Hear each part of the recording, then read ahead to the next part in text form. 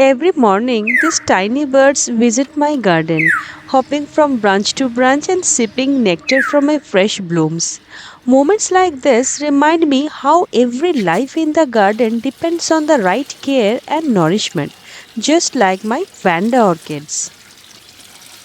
The orchids are known for their dazzling, long lasting blooms and their elegant cascading roots. But to see them bloom beautifully, you must understand their rhythm and needs because Vandas are both delicate and demanding. Vandas are epiphytic orchids, which means they grow on tree trunk in nature, not in soil. They absorb nutrients from air, rainfall, and whatever nature offers them. So, to grow them successfully at home, we need to recreate that humid, airy, tree like environment. When I first started nurturing Vandas, I failed. Their root dried, their leaves wilted, they slowly faded away. That failure taught me something important. Vandas can't be forced to grow, they need to be understood. So I began studying them closely and changed their growing conditions. And that's when I started seeing life returning one root at a time. The first essential is humidity. Their bare roots are always thirsty. So I placed my vandas in the most humid part of my garden. This little corner feels like a tiny tropical jungle, and you can see the new roots emerging like joyful green fingers. Second, they love light but not harsh sunlight. This western facing area gets the right balance bright, warm, and slightly filtered. Too much shade makes them weak, while the soft sunlight keeps them glowing. Third, humidity can attract fungus. I have noticed some root rot too.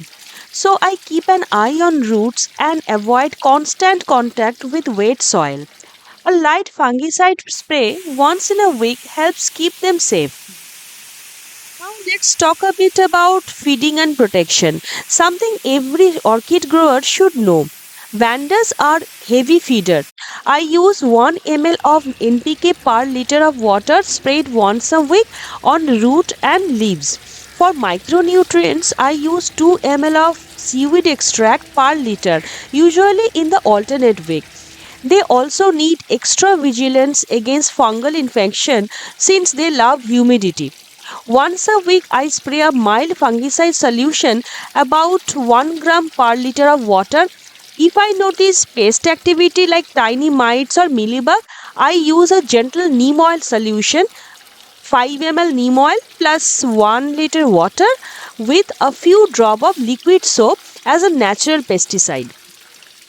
If you are new to orchids, I would say start with Dendrobium first. They are easier to handle and perfect to learn about humidity, light, and feeding before moving on to Vandas.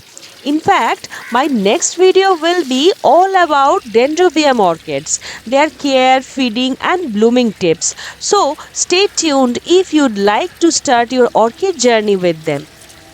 Growing Vandas has taught me patience and observation. Each new root, each flower spike feels like a reward for quiet consistency. Plants truly respond to the love and understanding we give them. Thank you for watching. If you enjoyed this little Vanda story, don't forget to like, subscribe, and share your own orchid experience in the comments. See you soon in another garden story from Petals and Pixels.